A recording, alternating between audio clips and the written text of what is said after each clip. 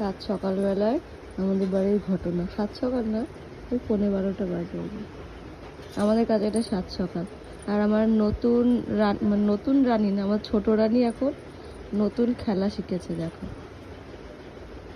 কি একটা খেলা শিখেছে, তাকে বারণ করলেও হচ্ছে না, আবার তাকাচ্ছে। তুমি তোমার কাজ করো, আমি কিচ্ছু করছি না। কি করছো তুমি? এটা কেন দাঁড়াচ্ছ ওখানে?